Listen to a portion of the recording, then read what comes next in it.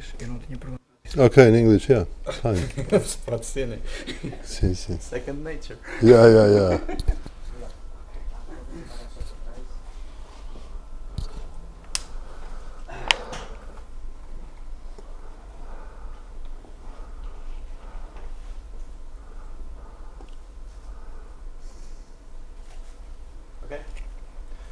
Okay, guys, once again, I'm the voice of Jacinto Estima. It's a real pleasure to have here Professor António. It's not only about disruptive dreams. This guy is really disruptive in the way he tries to change things, change the world, and the way he affects people around him. I was one of them at university at the time, and okay, he speaks for himself. Well, thank you for this introduction and for the invitation. So I'm going to talk about what I've learned in trying to create ventures, and they always started with dreams. And I always dreamed, as reaching the sky and beyond, and then sometimes I really failed. But other times I really did it, and I made it. So briefly, I'm a failed tennis player. I used to be in the Portuguese national team, under 18 and under 20. I was terrible. But then later on, I was in sports management, in a local club, Algés, and there I was very successful. Not because I was a good sports manager, but because I was a friend of the guy that led L'Oréal in Portugal, and he sponsored the basketball teams, so we could afford WNBA players and so forth. So I'm a professor at Nova, and I've been a visiting professor at Cornell and MIT. I studied in the US. I lived there 11 years. And in 2000, I decided to start a company called Y Dreams, which was really an experience. And from Y Dreams, we created 3 companies that we listed in public markets. I helped also to create Inventors. I don't have anything to do with the company anymore, but what I have now is a Romney and Tug Innovations. Tug Innovations is also listed. It's a company that developed a very small electric car. And I'm listing a Romney and other companies now on NASDAQ. And what is very interesting is that we decided to come back to Y Dreams, which now is in Brazil and Canada, and decided to do sort of a reunion in the form of a new company called Y Dreams Inc., which will also be listed on NASDAQ. And it's very interesting, these new companies that we are creating, because they're only possible because Portugal changed tremendously. And in all these companies, right now, I don't have any Portuguese investor. It's all foreign investors, and some of them living in Portugal. And I'm going to talk about that also. So I have a group on Facebook called Explorer, and every Sunday I publish the summary called Sunday News. And last semester, I and Julia Seixas and Theo Fernandes, we decided to create the Disobedience Lab. And the Disobedience Lab is really to encourage students to disobey, to do their own projects and so forth. What has been difficult in Disobedience Lab is that there are a lot of students that don't want to be disobedient. There are very few that actually want to be disobedient. We say, disobey, do crazy stuff, and professor, what should I do? So I cannot say that we are a success until now, but with time, I really believe that we'll have a positive impact, and I really think we'll start attracting students that want to disobey. I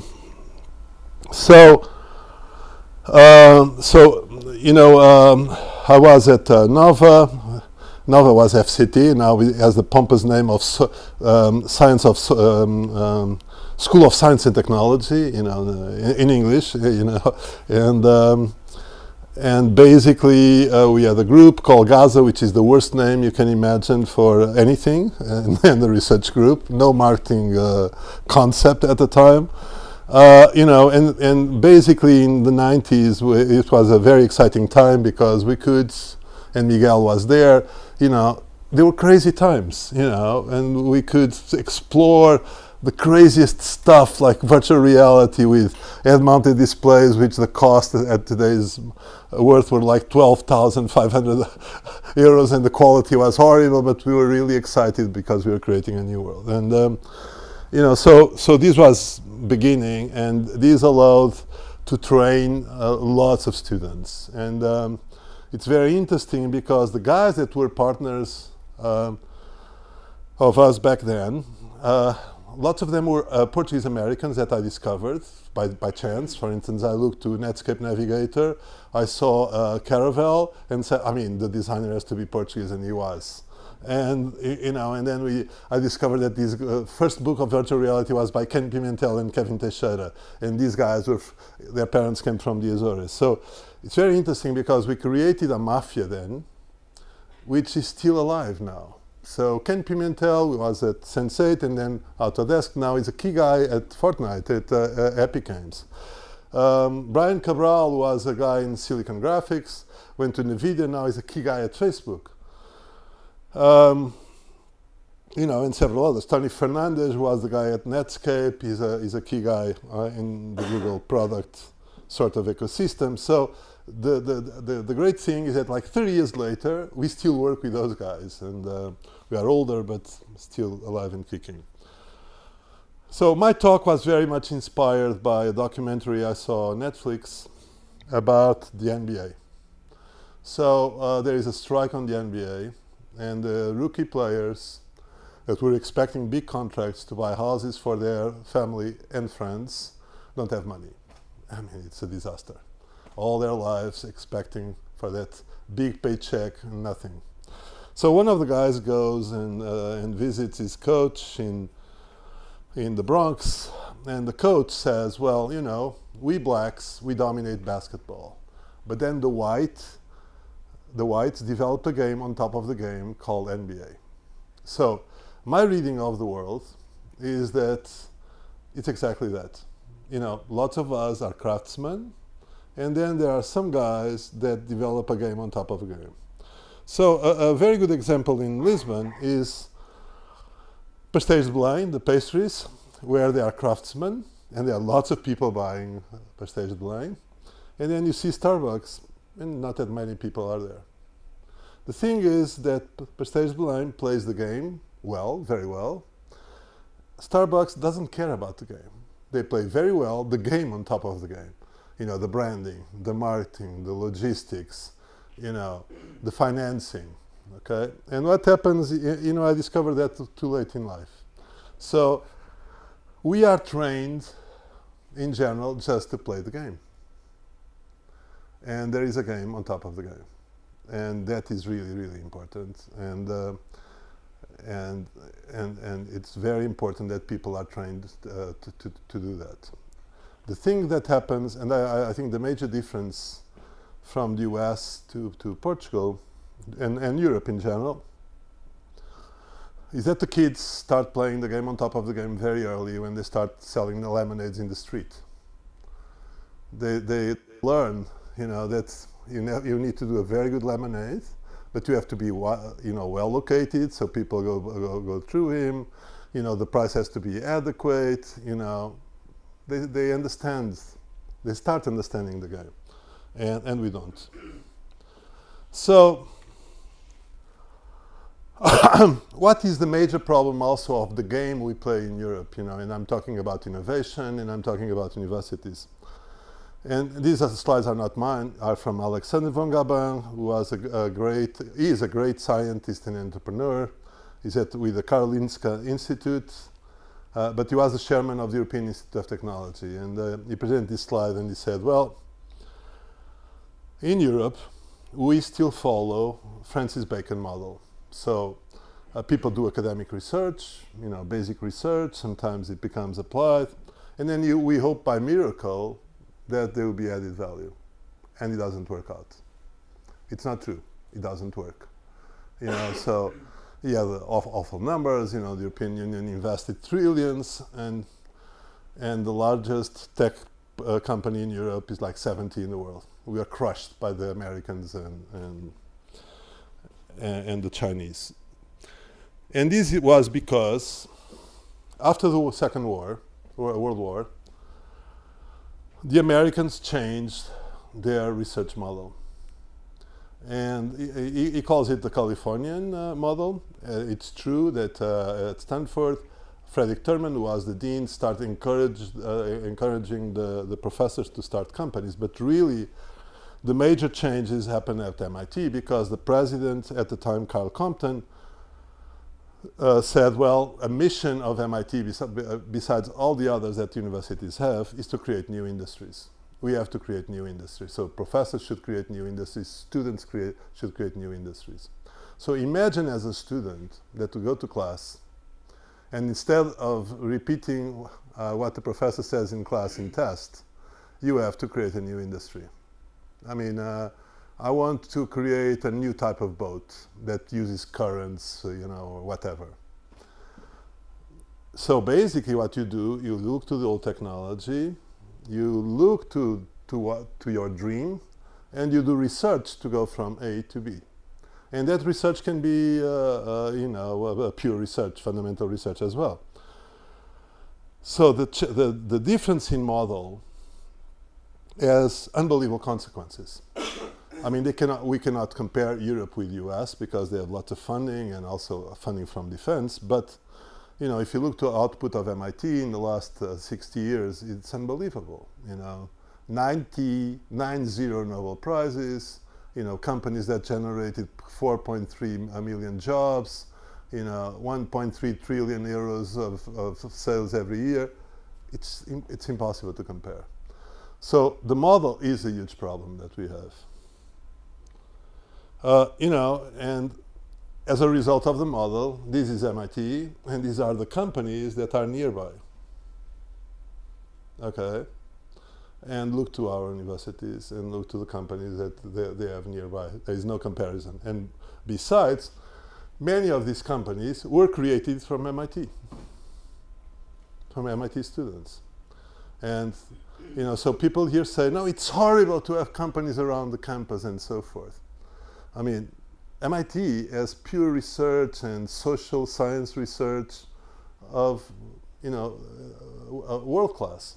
Has nothing to do. I mean, I really think this is a healthy environment. MIT is not a healthy place, but this is a healthy environment. So what is the other change that I observed through life is that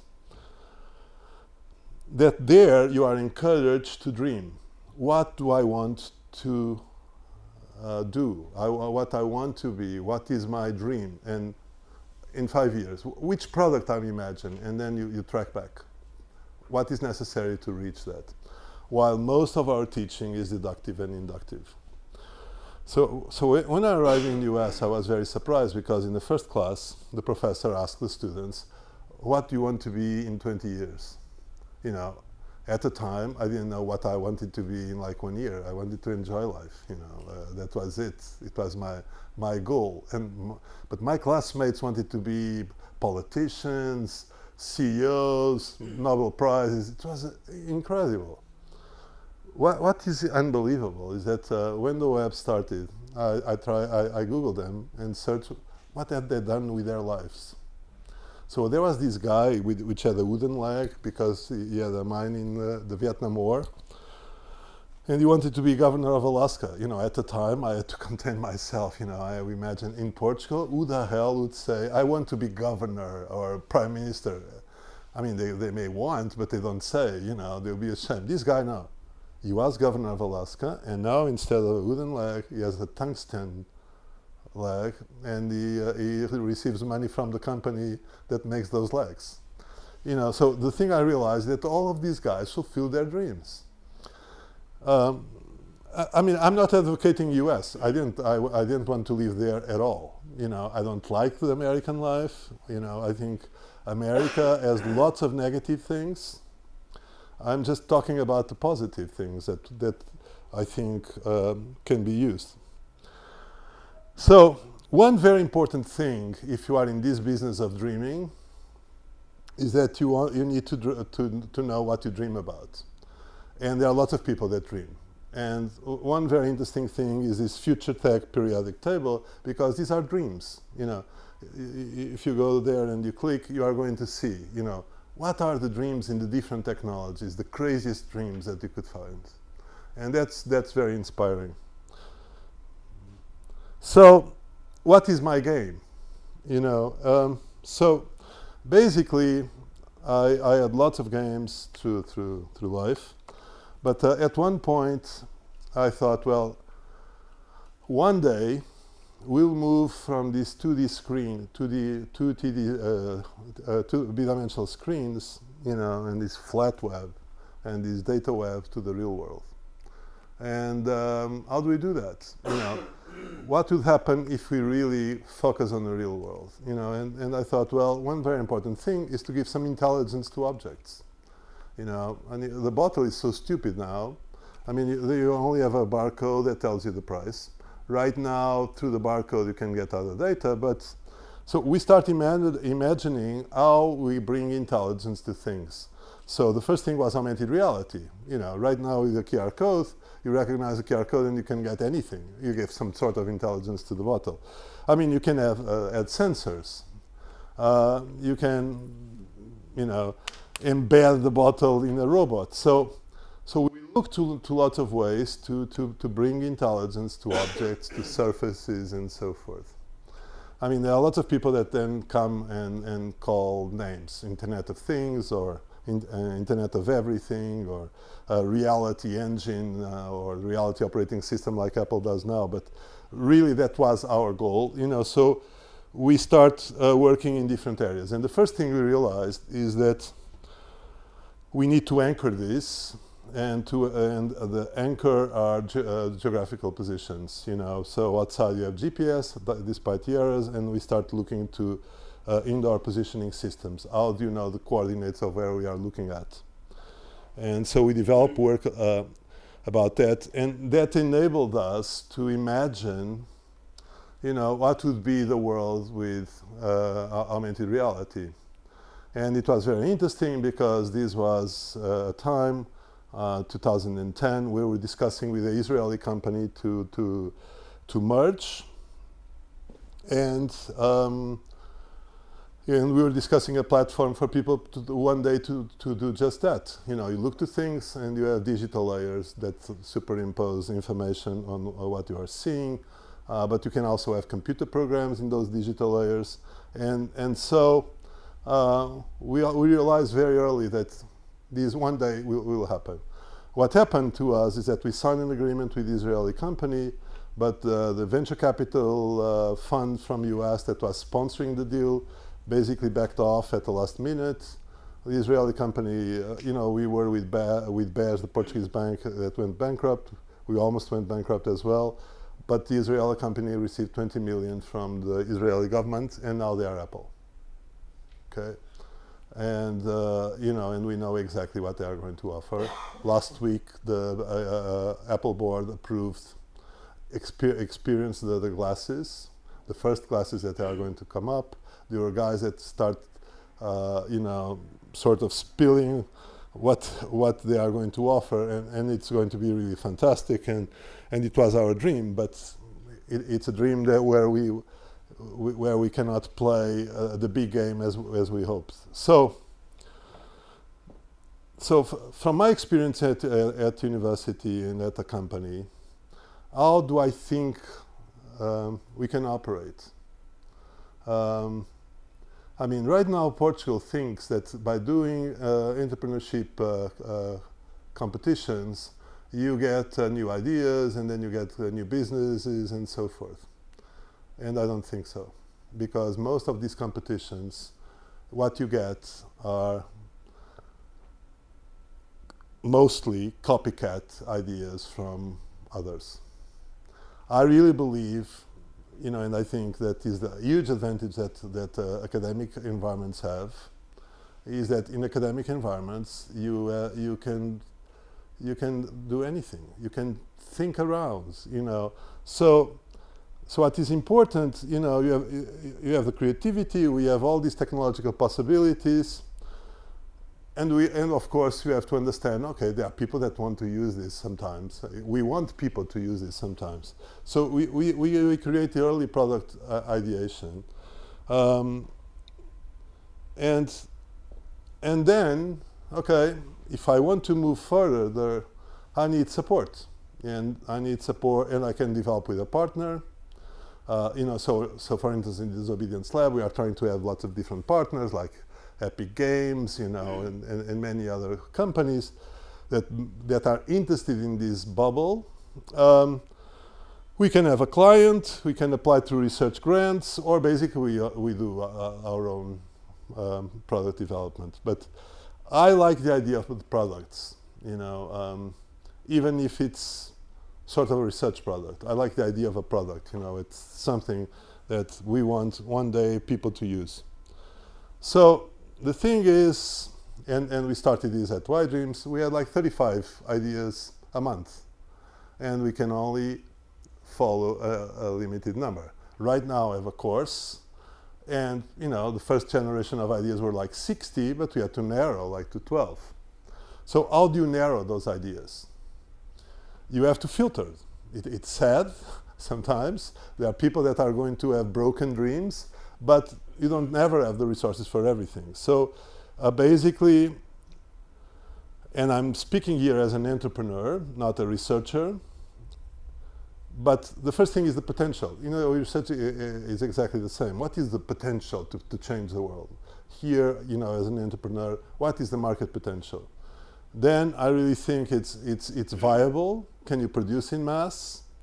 You know, and then of course there is a strategy. You know, can be corporate in the case of a company, but of a university or a lab. You know, what is our corporate strategy? For instance, I'm teaching a course in environmental sciences, and the guy arrives there and says, well, I want to do a new fossil fuel motor. You know, it's difficult. You know, so you have to fit in terms of the global strategy where you are, and that's common sense. So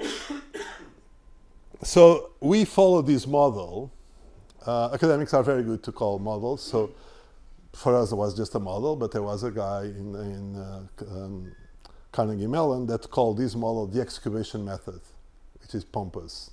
This is the excavation method. So we start excavating companies, and the first company that we excavated this way was Audience Entertainment with guys in New York. We had great clients. This was to bring interactivity to movie theaters. And the company finished in a way that is really horrible, but it's a lesson. So many years before, we did something in Lisbon which was to control a large screen with a mobile phone at Vodafone. And we thought that was so simple that we didn't patent. So when we went to the US, this company was doing this. Another American company patented this idea and placed us in court in a lawsuit, and we lost. And we had to pay $3 million, and the company went bankrupt. So this is a game that is serious, you know, because when you have an idea, you should patent if you want to explore it anyway. Because if you don't, you are going to have trouble. And this is a horrible world, and these people are not good people. And this was not the only incident we had with patents. The other serious one was with Microsoft, because Microsoft HoloLens infringed one of our patents. And our lawyers called the Microsoft lawyers, and they said, come, you are going to spend millions and you are going to lose. So we didn't have millions, so we sold our patent to lawyers that then went after Microsoft. Okay, that was a better ending. But they are terrible. So the other thing companies do is that if you start being successful, they go after you. the lawyers place lawsuits and so forth. From all the big companies we dealt with, the only really decent one that we really liked, oh, this is being streamed. I cannot say. Well, no, we like Google. I mean, there are some that are decent, but we didn't like to interact with lots of big companies. We just didn't. So so basically, what we did was to create a model to promote creativity. We created a filter, and the other thing is that we basically grew up, with a quick prototyping mindset, and constant market feedback, trying to minimize risk exposure, and the idea was to come up with killer applications, and that is very difficult to do, very, very difficult to do. And sometimes you miss because you are too late, you don't have the right marketing, it's a really, really difficult world. That was the goal, but we never really achieved it. So the other thing we learned was it's great, diversity is great. And I really think that now in Lisbon we have diversity like we never had before. People coming from different places in the world with different mindsets. And we had that actually at Y Dreams, and that was one of our strengths. But then someone in this team, if we want them to create something, they have to be a champion. They have to be someone that drags everyone towards the end line. And of course, passion has to be in the whole team, but there is someone that has the discipline, that goes after. We have to do this, and there are not that many people like that. It is. So right now, we are working in creating 2 companies that are holdings of other companies to be a player on the new Internet of Everything. So Explorer Inc. is a very interesting company because we want to do the Internet for nature. Okay, so nature of course is very interesting, but nature is never part of the equation. When you look to the plans of the major companies for what they call the metaverse or the different types of internet, what they see is the world as a store. Everything will be, you can buy or sell anything. Okay? But there's a fundamental part of us which is nature. And nature right now, because of the climate crisis, is fundamental. And how do you incorporate nature in this new vision of the world? So our alliance of companies will have the base data that is global for us to do that. But for us to do that, we have to have algorithms that basically value the work of nature. And the work of nature has different dimensions. Nature can do carbon offsets, nature has biodiversity, a single tree has unbelievable services. It reduces air pollution, noise pollution, brings thermal comfort. It is, besides all the aesthetic properties. So we start looking to how it's going to be this world where we have nature, and nature does services, and we have to value them. What is amazing now is that there are markets that are being created for this type of services. There are the market of carbon offsets. There is the market, market for biodiversity. So there is a way to to justify with our investors that this is a good bet. But the thing that is the most amazing, it's something that is Um, and we came to that in an unexpected way. Because if you look to the internet now, or the internet is coming, so we have the web now. We are going to have the augmented world, reality with augmented reality. We are going to have the digital twinning of the world, creating virtual worlds.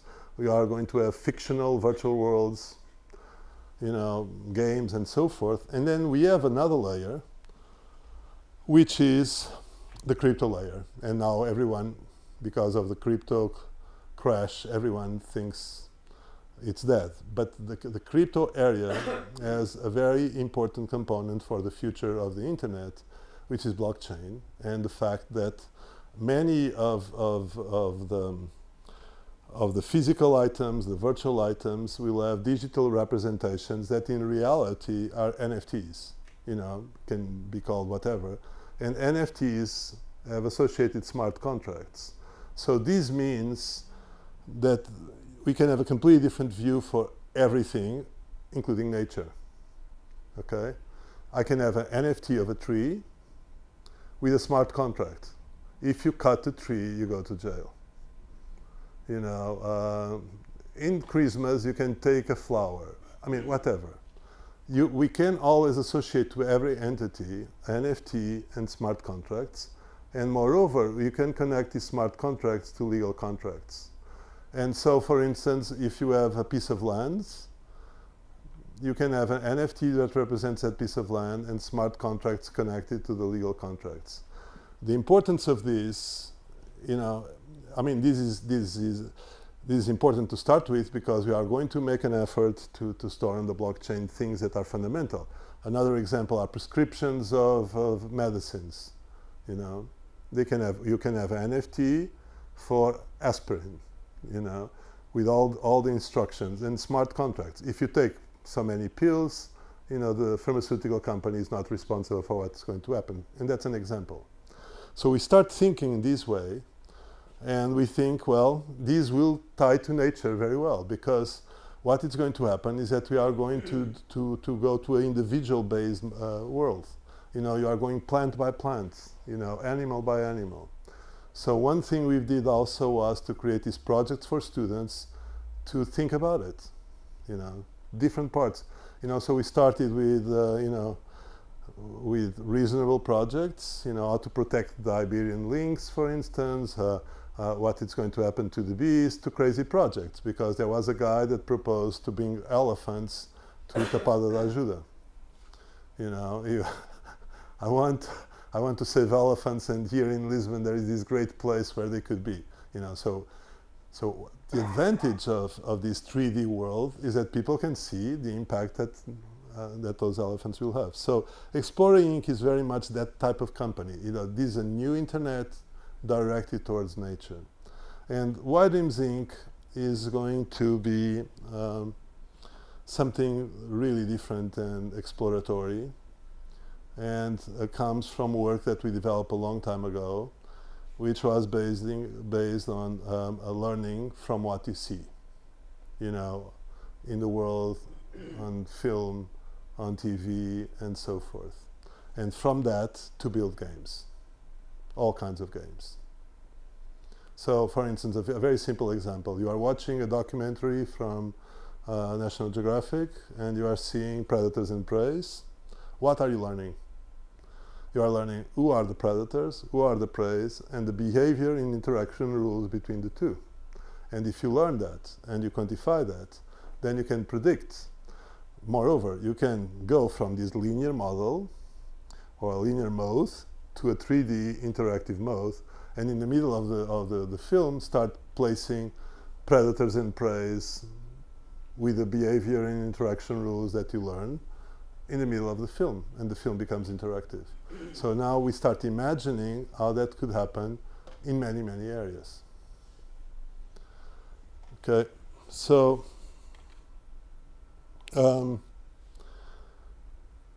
so when we were at Wideams, one thing that bothered us was the cost of displays, the energy spent on displays.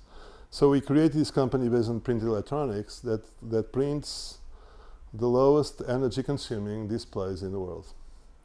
And the difficulty of a company like that is what is the product market fit. Where are they going to sell? What they are going to sell? And the difficulty always is the price, because this type of application makes sense for products that you sell in the supermarket. But in the supermarket, I mean, no one is going to spend more than 10 cents, 5 cents to do, a smart label. So the difficulty of this company is to find the product market fit. But the idea is great, and I think one day it will happen. And I think IoT will be very much like that. Today we talked with this guy that said that IoT is a great word, but it's the area where every operator, telecommunications operators, bet and never made any money, because the margins are very low. And the reason they are very low is that no one wants to spend money to bring physical intelligence to objects. And especially today with augmented reality. I mean, you go there and you look to the QR code and you get it for free. You don't need to have a display there, and some sensor and some sort of intelligence. But anyway, I still like this company a lot. And okay, part of this exploring in nature is going to be the ocean. So the ocean is really interesting because no one knows anything, really. So on the other day, we found a guy that really knows a little bit about the ocean in terms of their ecosystem services. Of course, there are lots of people that know, but so this guy is a Spaniard named Carlos Duarte, and he's a professor in a university in Saudi Arabia. And he wanted to estimate the carbon offsets in the ocean. So he discovered that there is a plant called seagrass, which is the plant in the world that has the highest carbon capture, sequestration. And he discovered an area close to the Bahamas of 100,000 square kilometers, plus another area close to Ibiza. And the problem he had is, okay, first he did DNA samples of the plants to understand what is the carbon composition. But then the problem was, how do I survey all this space? Because there are no, it didn't have enough vehicles. Portugal has one for an area that is the size of Europe. In the Bahamas, he faced the same problem. So the guy did a very smart thing.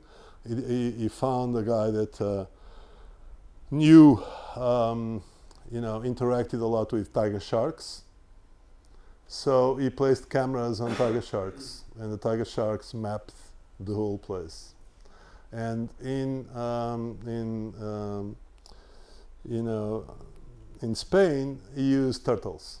Same principle. So Azorian is a company where we are trying to develop those devices with their help. The devices that allow you to measure in the ocean. Because right now everyone thinks about the ocean, but really most of the developments in the ocean are going to be first in the platforms, in the continental platforms that are not that deep. Because, for instance, in Portugal we have a huge area, but most of it is like 3,000 meters deep. And to go there, it's almost impossible. So, 2 years ago, no, less. I was involved in a crazy project developing a Portuguese vehicle. This was motivated because when I was young, my father took me to a movie theater, and there was this American actor called Jerry Lewis. I didn't find it funny. Only the French liked him. So Jerry Lewis, in the middle of the movie, says he is organizing a contest in a small American town, and says the first prize is one Portuguese sports car. The second prize are 2 Portuguese sports cars, and the third prize are 3 Portuguese sports cars. And at the time, we lived in the dictatorship. We thought we were a great nation, and I was, God. They translated to Paraguayan, not Portuguese. But I understood it was Portuguese. I talked with my father, and my father said, well, the country has some problems. So 2 or 3 years ago, we had this architect. And the architect came, I mean, I'm going to do this small, very small car called Tuga, and I thought, this is crazy, you know, how are we going to find the money? And we didn't find the money, you know, so we played a lot, you know, we did lots of, but finally last year, Invisible, the previous company, was at like 140 million in the stock market. So I decided to call our investors at Invisible. They were very happy because it was at 1.40 euros and they invested at 10 cents, so they made a lot of money with our company. And I called, well, we have a new company that is like that, Tuga. So we met and we got all the money like in 2 hours. So we discovered this American guy that used to work for Harley Davidson and that developed a prototype that we could use. So we talked with the guys at Van Gest in Marinha Grande, who are great, mold company. And well, to go to the stock market and get the money, we need to have the prototype like in 6 months. And they said, you are absolutely crazy, but we'll do it. And they did. So we got the prototype in 6 months, a vehicle that we could drive. And, you know, so after that and getting the money, we start getting serious. This has to be a fantastic vehicle. We start looking, who the hell is going to buy this vehicle? So the first surveys were a total surprise. You know, the guys that were going to buy the vehicles are the billionaires from the Silicon Valley because they have everything. You know, this is just one more, you know, and this is different. So we were very surprised that our major market was California to start with. So after that, well, we have to develop a model that is, you know, has all the tricks, you know, it's amazing and so forth. So we start imagining what was a vehicle for a billionaire in the Silicon Valley. And we got to a Tesla and we discovered it's not going to be difficult. Tesla is pathetic. So, you know, and we managed to convince a guy that was, so we went for a movie. Okay, we are going to do a film about this, so we went to talk with Ridley Scott Creative Group. And we talked with them, and we ended up having in Tuga their managing director and creative director. And the creative director, by the way, studied at Yad, John Philippe. So they said, well, the idea is crazy, but we are with you. You know, let's do it. So, you know, pretty soon, you know, we have an office in Cascais, where I come from, in a factory that works for McLaren and Lamborghini and does cars here. It's amazing. And they do ours as well. And the vehicle is going to be really, really amazing. You know, it's something else. I saw it today again, and you know, you are welcome to visit. In August, we'll be able to try it at you know, the race, you know, the Estoril circuit. And we are using, you know, all kinds of different ideas for the digital component, all kinds of materials. We are looking to the business models. It's fascinating, really. And the team is getting stronger and stronger. We got a guy from Ruben Barrichello, you know, as an engineer, top guy. You know, it's very, very interesting. And you know, very, very interesting stuff. So this is the game. What is the game on top of the game? And many years ago, when I was a visiting professor at MIT, I had a professor just before me, Philip Greenspoon, who was a crazy guy, and always went to class with a big dog, a white dog. And he, instead of teaching talking to the students, he talked just to the dog, the whole lecture. Alex, right? Alex, yeah. And he wrote a book, Philip and Alex Guide to Web Publishing. The guy is nuts, but very good, Philip Greenspoon. So he created a company called Ars Digita, and Ars Digita at the time got a fortune, which was like 40 million. Right now, 40 million is what we got for the car. Well, over time, but Ars Digita ended up badly. You know, they spent a lot of money in traveling, you know, offices, the usual stuff. And they want, because they were very successful doing services, and investors wanted them to create a platform and a product, and it was too early. But they had something that captured my attention, which was the way you look at a tech company or a digital company. And their structure is ideas are most important. And it's funny because if you go to a management school like Nova SBE, they'll kill you because they say execution is what is important. Execution is very important, but ideas are more. Because if the ideas are poor and copycats and not inspirational, you are not going to get a great team. You are not. It's a dead end. So ideas are very, very important. Then, of course, you need a second layer in the layer cake, and the second layer is how to get the money, how to do marketing and communications, and how to manage. And then, of course, you have the technical components. You have the user experience, the content, the technological infrastructure. So I'm going briefly of what I learned in all of these areas and discuss it with you. So the first thing is that great ideas have to be protected. When we started Y-Dreams, we despised patents. Then when we were hit by a lawsuit, we learned that it's very dangerous. So we have to have intellectual property. And intellectual property, especially in the US, has two merits. One is that you can sell them. They are tradable. And the other one is that they protect you. The second thing is financing. So in financing, what happens in Portugal, and many other parts of the world, is that we follow the American model, but we are not in America. And this American model is great for the Americans because what it ends up is that you start a very focused company, you develop it, and then they come and they buy you. And you are happy because you were bought. And the problem is that way you really never develop your company. I learned a lot about business models, and I'm going to talk about that too, and marketing and communications, which is very important.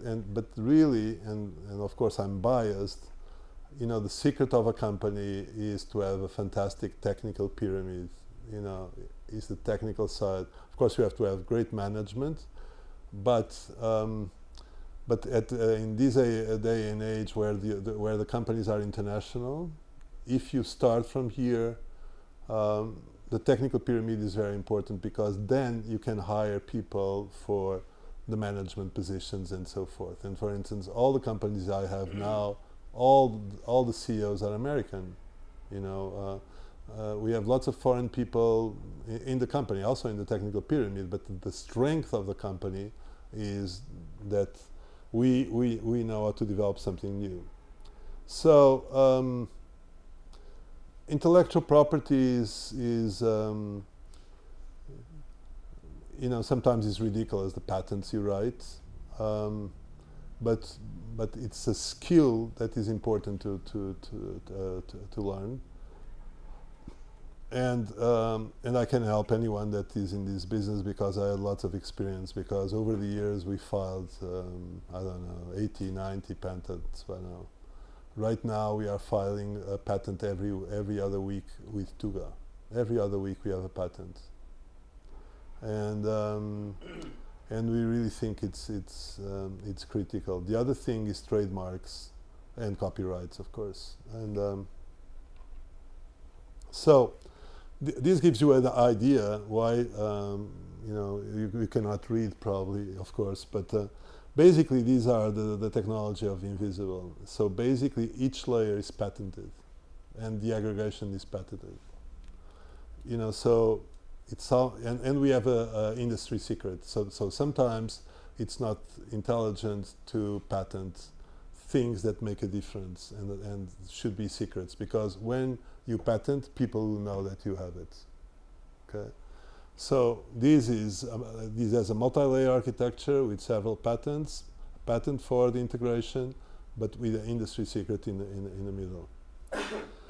So in IP, we work with some of the best companies in the world called Adaptive IP that helps to manage patents, for universities like Duke University, University of North Carolina. So basically, they help us to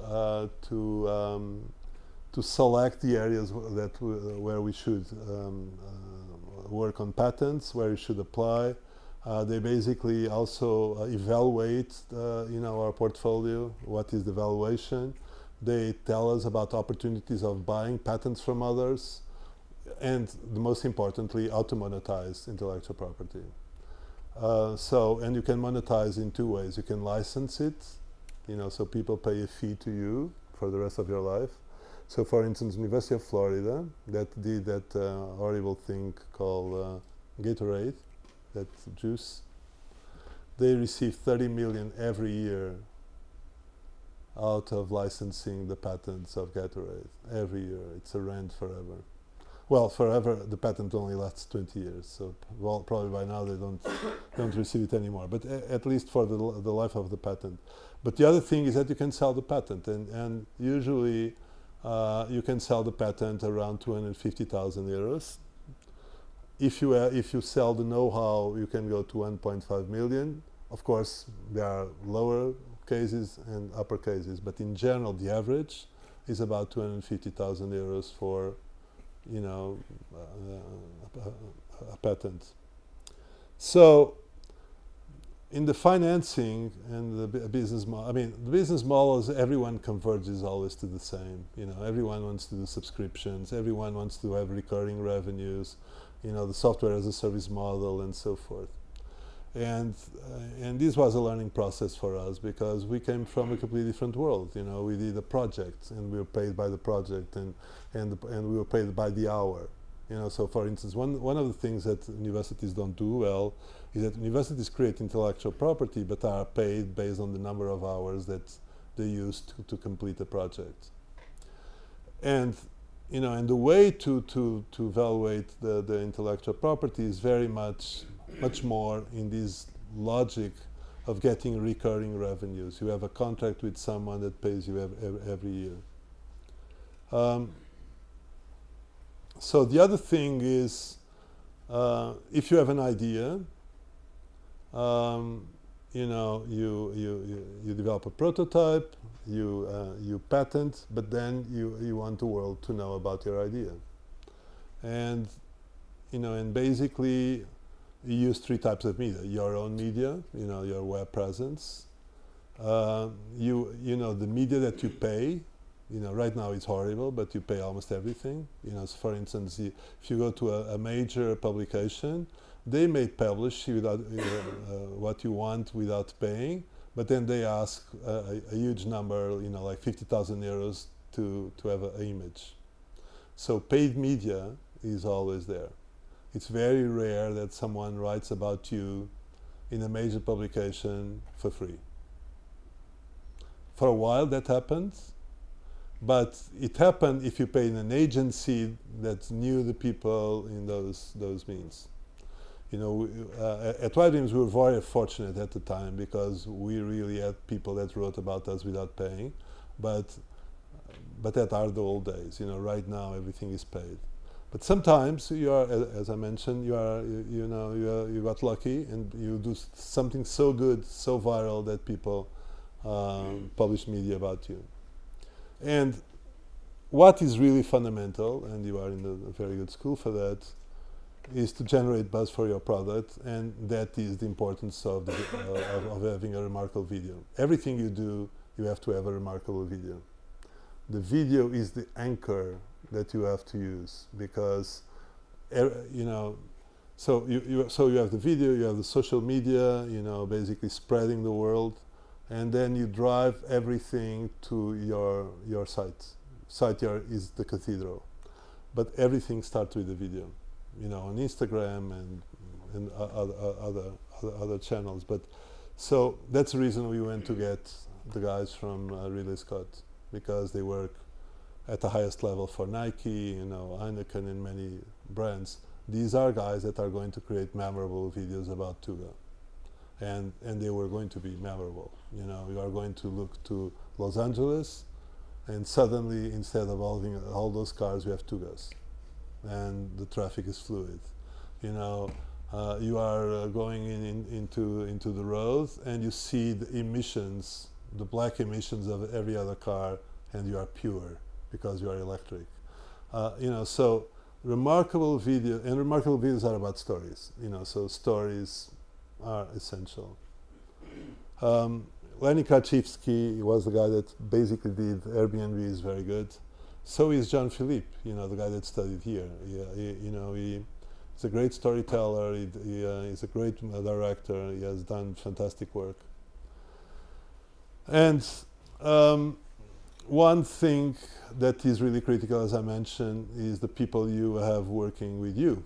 You know, and this is a very simplistic analysis. You have two types of people: people that define problems and people that solve problems. Very rarely you have people that define problems and solve them. And so you have to attract the top talent that exists to work with you. And that's an art, you know, and right now it's really difficult to attract talent because it's very competitive. You know, as soon as you go to the market and you go to LinkedIn and you work for a certain company, right now there is so much. Well, we are in a crisis. I forgot that. Well, 3 months ago there was lots of scarcity. Now with the war, you know, we got back to normal. But like 3 months ago, there were lots of demands for certain areas, you know, and lots of invitations and so forth. Now, you know, it's getting more difficult, and so how do you hire the right people? And that's where you make lots of mistakes, and the worst mistake is correlation doesn't equal to causation. So for instance, you always want someone that saves you, and that was my major mistake always in life. I want someone that gets the money and I don't need to do anything. So I heard that this guy was in Silicon Valley and got 37 million, and I hired him. You know, later I learned he didn't get 37 million. He was part of a team that got 37 million, and it was not him in that team that was responsible for the 37 million. So the correlation looked good, but there was no causation. You know, and then you get a guy that is not going to solve your problems. I mean, there's a number of characteristics. It is old. This comes from Guy Kawasaki. You know, the passion, the energy, the self-assurance, the ability to deal with stress and ambiguity. You know, the number of things that you want in a person that you work with. But the most important, I really think, you know, after all that, is that you have to get along with that person.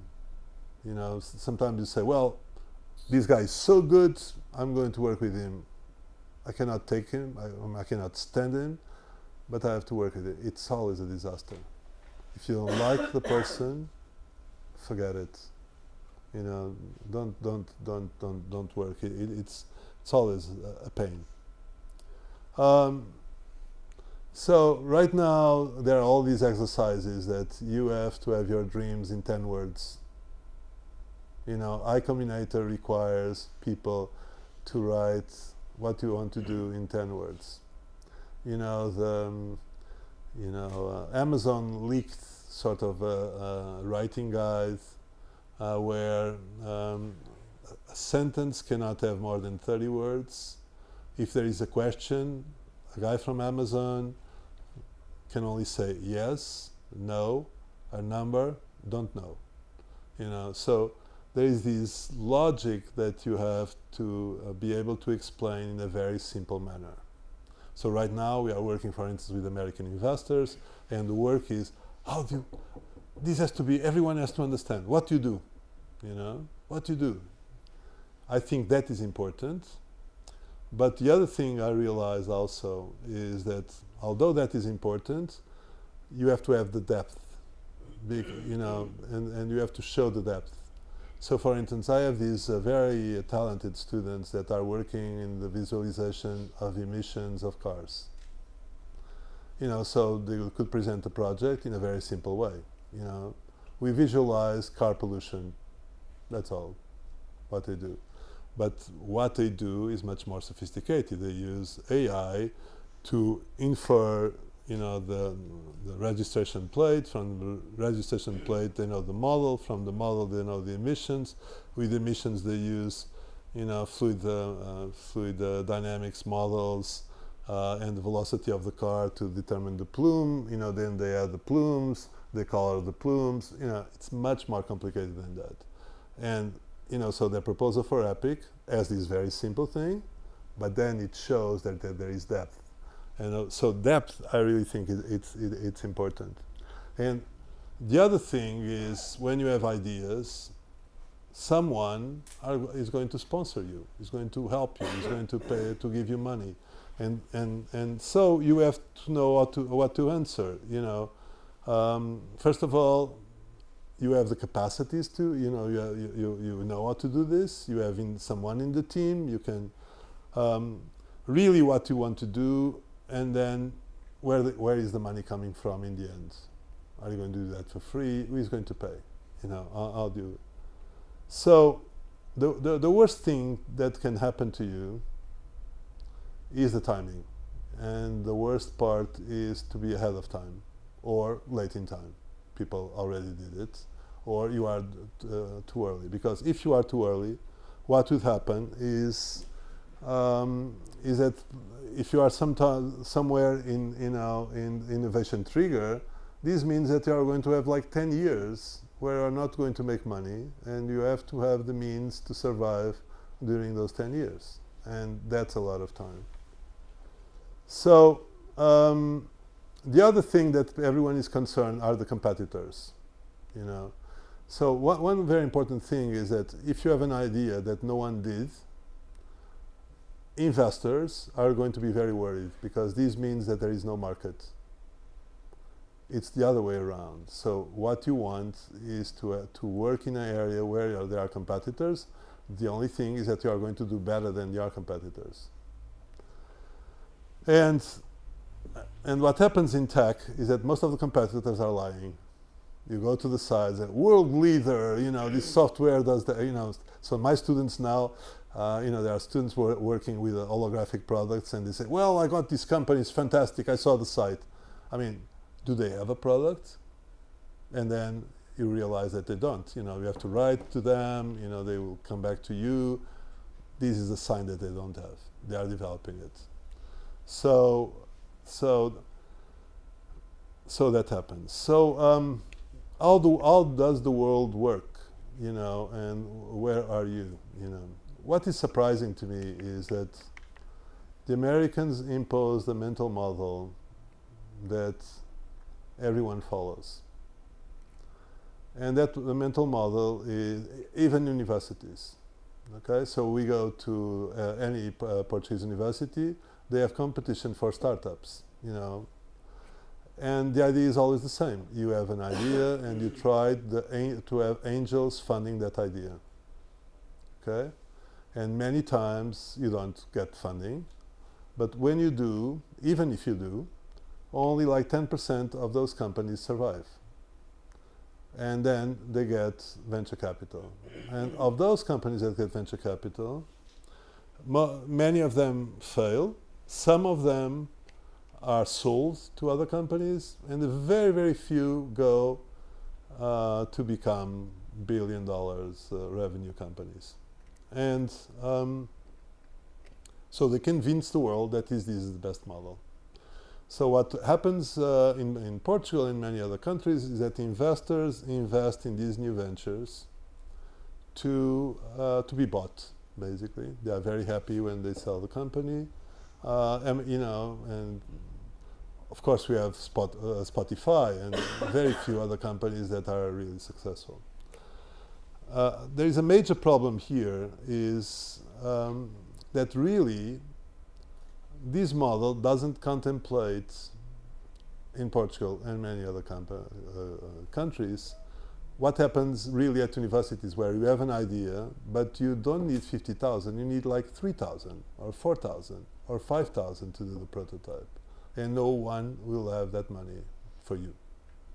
So for instance, in my university, right now there was an analysis of 12 years of an entrepreneurship course every year with 1,000 students.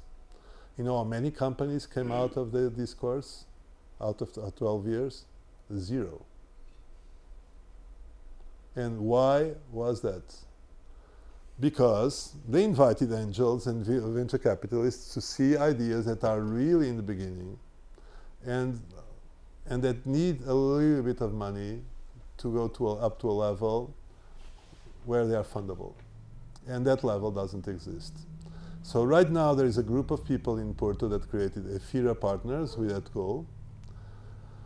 And it's interesting because I really think the major advantages of American universities is that they have the system to fund those ideas. You know, at MIT you get funding, you know, and you know, lavish funding from Portuguese standards, you get 50,000. You know, so guys compete and all the top guys, you know, like the 100 top get an unbelievable amount of money to develop, and that happens in many places. So one of the things when I was developing the disobedience lab is that to reward the disobedience, I need to have money at that level, at that point. And that's what I'm trying to convince these investors of ours that want to take us to NASDAQ, is to have a fund to invest ideas right in the beginning.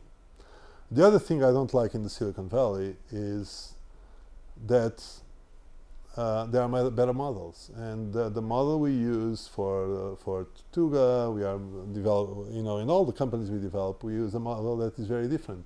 You know, of course, we had investment in the beginning, but we went to the stock market, and the stock market for us in the beginning was like a casino. It's a horrible place, and it's all true. It's a casino. It's a horrible place. They have horrible people. But they also have good people, and if you have good partners, they drive you, and they save you from the bad people. So in our cases, we got, of course, an example that went really wrong, and we got terrible people, shorters that basically pump and dump the company and then drove the company to almost death. But we also had good people that helped the company to develop. And the places where you can list the company, and I can help, I have agents now in all of these markets, are Germany, Australia, Canada, and then the US. And the US is at another level. But the advantage there is that you really can develop a company in a completely different way, and you have immediately liquidity, because when you are the stock market and have shares, you can sell them. You can fund the company. And so what is important in sort of entrepreneurship, of creating companies? Many years ago I met this guy, Fred Smith, that created Feller Express. He almost didn't talk to me, but I met him. He was a friend of a US ambassador in Lisbon. And very quickly I only talked with his son-in-law that loved the Memphis Grizzlies from the NBA, because Federal Express funded the FedEx Forum, and I spent the whole day on FedEx Forum watching basketball. But years later I read what he wrote on Fortune magazine, and I totally agree with him.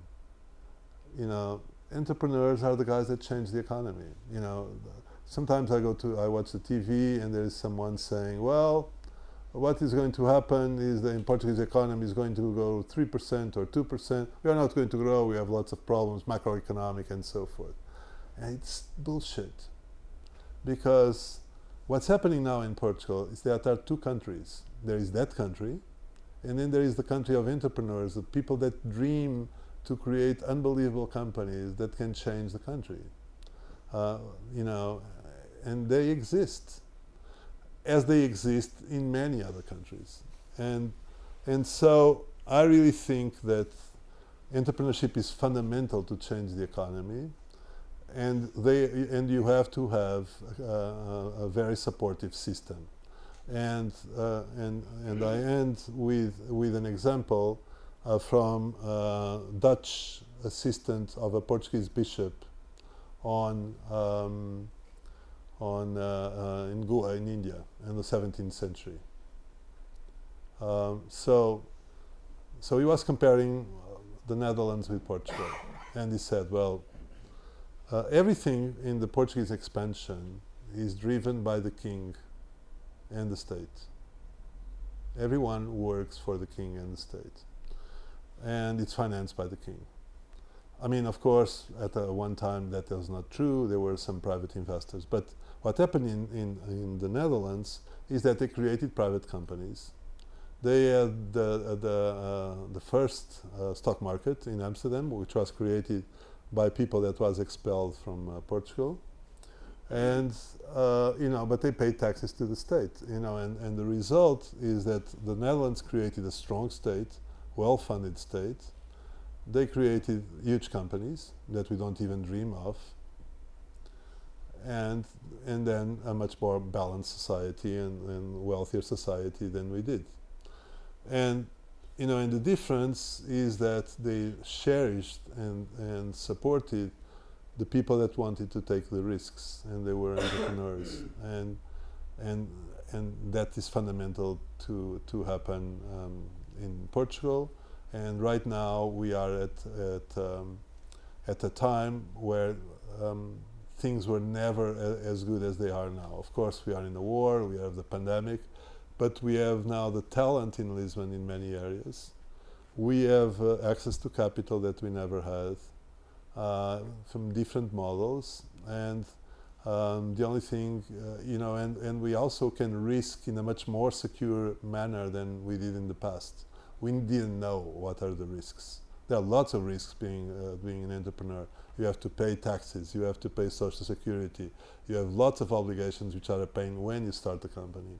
So what you need to do is to only start a company when you are really sure that there will be not such problems. So you have to defend yourself from the risk, but if the conditions are met, go for it. It's unbelievable life. You meet very interesting people, and in opposition of being in the CIA, you don't kill them.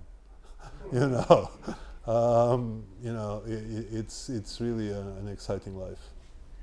So, questions, anxieties. I talk about many things. No questions allowed.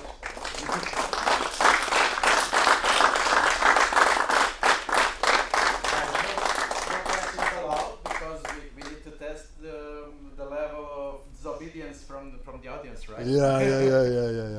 So, anyone that wants to disobey? I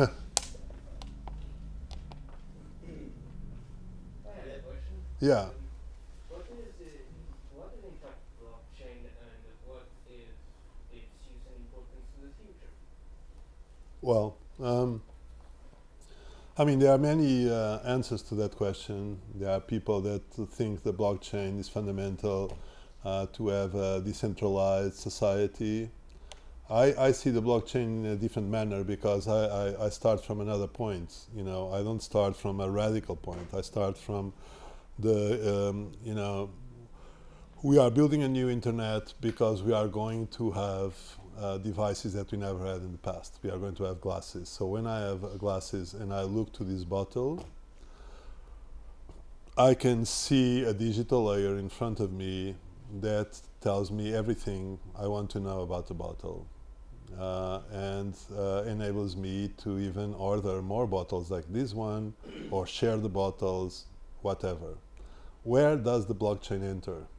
The blockchain enters, for instance, in the bottle, because if the bottle, for instance, has RFID, the bottle was tracked from the whole life cycle, and that tracking was stored on the blockchain because it will never be changed. It will be there for me to have all the trust on the origin of the bottle from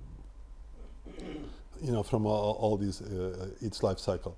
I can say the same for a prescription of a drug. I want to make sure that the prescription of the drug is not going to be changed.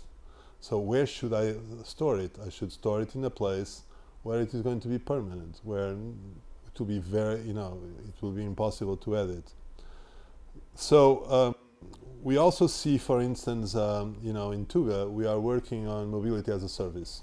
So imagine I drive a Tuga and I want to do carpooling, okay? And I sell the tickets for there are only 2 places in Tuga. I sell the free place selling NFTs.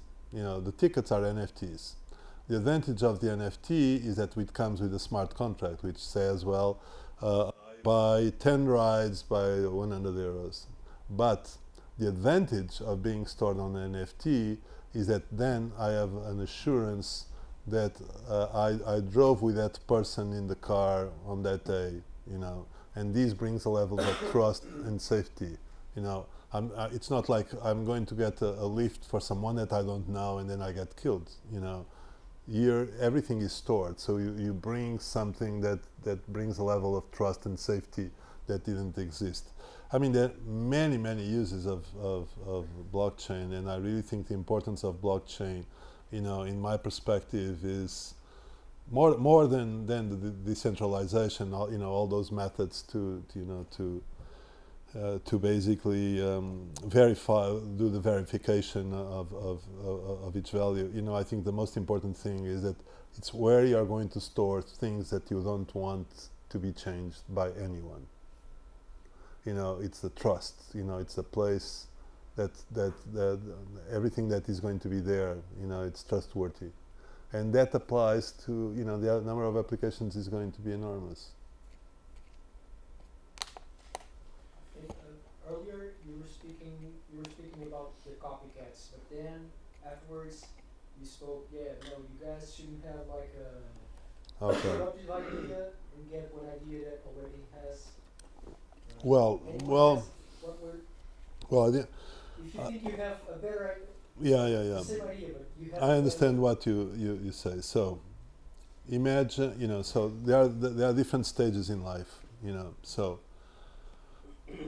if I want to develop a business where I don't have I have limited resources and my life depends on that business, which business are going to develop, and that's the reason we have so many restaurants and grocery stores and so forth. What you are going to develop is something that that if you do relatively well, you are going to have an income, a safe income that will enable you to live. Okay. So on the other hand, I can say, well, my idea is to have teleportation. My business model is to achieve teleportation. I'm going to teleport everyone. That may be attractive, but really, at the level that people imagine that they are going to affect them is impossible. You are not going to do that. But if you are a scientist at university, you should do that. That's what you should do. Look. So you have to go to a level where there is some novelty, but at the same time, it's not totally disruptive because no one will pay for it. So the difficulty in the entrepreneurship world is to do things that are interesting, and that are very interesting to you, but you are paid for. What is the risk of that? And we experienced is that you tend to develop companies that do very unique stuff, and the clients look at you. Well, I want other unique stuff. So you are always. It's a very risky business. You always have to have unique stuff. It's very difficult to do. It's not replicable. You don't have any economies of scale. The cost is very high. It's like a chef that does fantastic meal, different meals every day. I mean, the good thing in a company is that you have to have a menu where you sell the things over and over again. So I met many years ago a company that was exactly like that. What was it was a company that developed holograms. They changed the name. They were bought by the Swiss, but this company came to Coca-Cola. They were from the MIT Media Lab, and they said, "Well, we print holograms." And Coca-Cola, fantastic. So they got a contract, and they print holograms in lots of cans of Coca-Cola. And then they went back to Coca-Cola to sell more holograms, and Coca-Cola, no. This was one that trick worked, but we are not interested in repeating. So these guys were left with nothing to sell because they sold something that was a novelty, and no one wanted to repeat because it was not useful. It was it was something shiny. They were saved by an incredible idea, which was they met people that went to the war in Iraq, okay? And they would go to the theater of operations to a battle with computers, and they couldn't see anything. So one of the guys of the company started printing in holograms in 3D the scene, the whole map, the whole aerial photos and photos of Iraq. So the guys would go to the battle, with a suitcase of holograms that they would pull and they would look, but then the Iraq war finished. Yeah, I think they did Afghanistan still, but anyway. So one of the difficulties in the companies is unique stuff is tough. So what you ended up doing, and most of the companies are like that, you create a product or a platform that you sell over and over and over again. And the difficulty there is to retain talent because people get bored. So, so it's very difficult. Yesterday I was talking to a conventional Portuguese group, Projeto Mel, that's trying to be innovative, and they were very nervous because they don't attract the talent they think they should, because the talent goes to startups, because startups are something new. The thing is that when the startups become successful, they don't have anything new anymore. It gets boring. So there are lots of people that goes from startup to startup to startup to startup. They don't want to work in a regular company. There are exceptions that are very interesting, which is like private labs. You create a lab, and we try to do that at Y Dreams. You create a lab, but someone has to sell, and that's the difficulty. You have to have, and the people that sell unique stuff are not salesmen. Salesmen are worthless if you want to sell new ideas. The guys that have new ideas are the salesmen, and it's very difficult to find people that have new ideas that bother to go and sell. So the world is difficult. Summarizing, this is a difficult world. It's very difficult to find the balance. So the great thing that I found now, and I'm very excited with the Exploring Inc. and so forth, is the company itself to be a revolution. So I'm going to do a company that is going to be revolutionary. Everyone is talking about the internet in a completely different way. We are going to do the internet for nature. We are going to protect nature. We want, we don't want to sell anything. And that is attractive. And I really think it's going to be very profitable. But that's something that is difficult to. I spent many years in my life to reach that. Well, I think that this is it, and maybe it is. Hopefully, it is. But anyways, the other thing that I really think it's very exciting is the crossover of areas. Art is fantastic, music is fantastic. I mean, there are lots of stuff that are fantastic, and that crossover to create new types of products can be incredible, and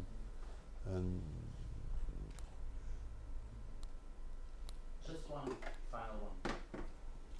What's the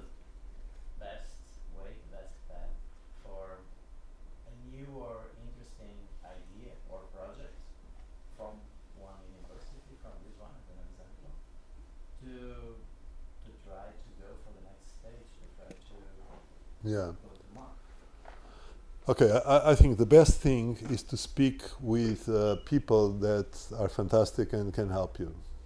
So through my life, I found that type of people.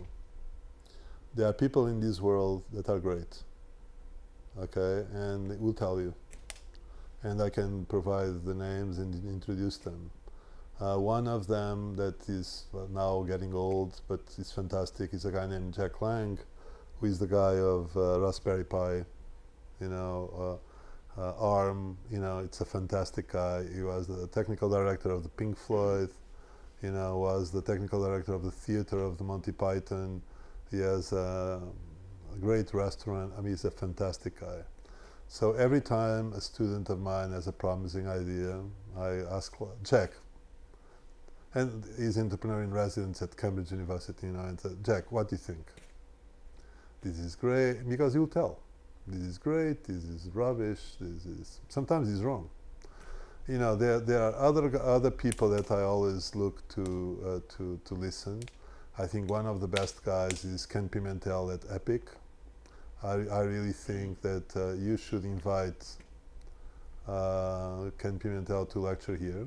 He loves Lisbon, and he's a great guy. You know, he has a fantastic experience. This is the guy that really developed. I think there are two guys that develop virtual reality seriously. I mean, there are lots of people that mention other names, but I really think that the critical guy was Warren Robinett, and then on the practical level, Ken Pimentel. So Ken Pimentel will tell you, this is rubbish, you know, this is very good, you know, and he will help you, you know, and so I like Ken a lot, you know.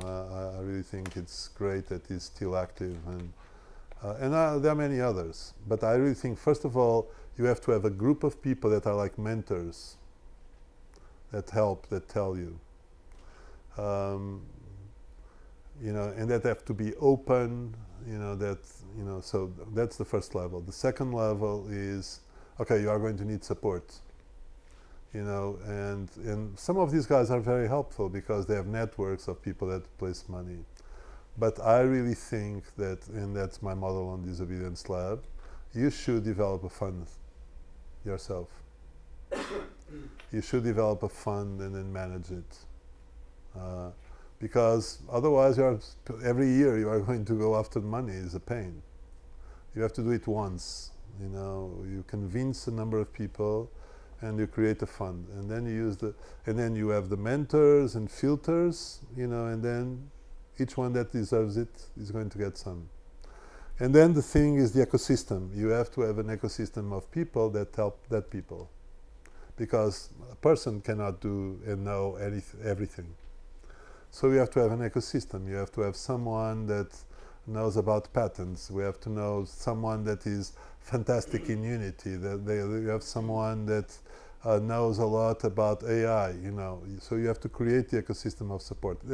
That's the model we are following in Disobedience Lab. You know, we convince lots of people to help. I mean, we pay them. You know, because otherwise, you know, people help once and then they forget it. So you have to become professional. But I really think, and we are moving in that direction, and I would do that here, is to think of this as a DAO, as a digital autonomous unit, is tokenize the projects. And that will be very different, because you tokenize your projects, you know, and maybe, you know, that doesn't mean that you are going to have a crypto coin, but you tokenize, you have some sort of a value, you have a community, you build the DAO as a community, and you create some sort of value. I really think that is the model that is going to be followed everywhere.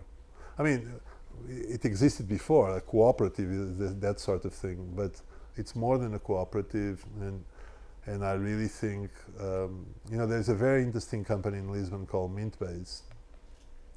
And Mintbase, they got 12.5 million just before the crash. So these guys are very good because they have a platform for NFTs, you know, and smart contracts, but they have a culture that is very different from the NFTs of just selling football cards, you know. So they can help, you know. They are a very interesting company. I heard Nate on two talks already, and he's a great guy. Yeah. The CEO. Yeah. Nate, I can't remember. Nate Geyer, yeah. Exactly. Yeah, he's married with Carol. Carol went. Nate Geyer is a very interesting guy. But he's all about going against the rules. Yeah. And Well, they use the NIA protocol, which is carbon neutral. yeah. Yeah, Nate Geyer. You know, I discovered them because at the height of the lockdown, there was people, what is the town where we should work in the world? You know, and there were lots of, and Nate Geyer and Carol went with his wife saying, Lisbon. Who are these guys? And in Twitter he says, is a healthy mix of chaos and class. He describes himself, you know, a healthy mix of chaos and class. But they are very good, they are very interesting, you know, it's an interesting company. But there are several in Lisbon now, they are in Portugal. Can I have a last question? Sure. Do you think that marketing is taking the lead? I know it's important, but speaking on the metaverse, for instance, Yeah. I saw a survey that 70% of people don't know what it is, but they say it's the thing. Yeah. So my question is, don't you think that marketing is taking the lead? Oh, definitely. Yeah. You know, I spent, you know, because, you know, you play an investment game, you know, and an investment game is to convince someone, because you are at the stage where you are not making money yet. So the way you make money is by investment. And for investment is based on a promise. You invest A and I'll give you 10 times A. Okay? And so the whole marketing story is about, well, we are going to have this magical environment where my A is going to be transformed in 10 times A later. And, you know, and then to sustain that, they say, look, this is very serious because Apple, Facebook, Google are spending billions of dollars a year. So you get convinced. I mean, if these guys, everyone is investing this amount of money, this is real. The thing is that this is going to be real. I don't know if it's going to be called metaverse. Apple is not going to call it metaverse, but really that you are going to have, you know, augmented world. You are going to have a virtual world emulating the real world, and you are going to have a virtual world again which exists already, and you have the crypto layer. You know, all together can be the metaverse. You know, there are people that support the idea, you know, and use the metaverse nomenclature, like the Meta, Facebook, and there are others like Apple, which say, you know, it's nonsense. But marketing is winning. You are right. You know, lots of people, because people want to simplify. Because marketing now is how to simplify. You know, is a very limited number of words. No one wants to make an effort. You know, you have to write 10 words. You have to, you know, like you are terrible if you don't. You know, like you are worthless if you cannot summarize everything in a small number of words. You know, and it's very difficult to battle that. But I really think the other thing that is really difficult to battle is stories. Because if you see all the stories you read about, I mean, like 90% come from America. They dominate the story space.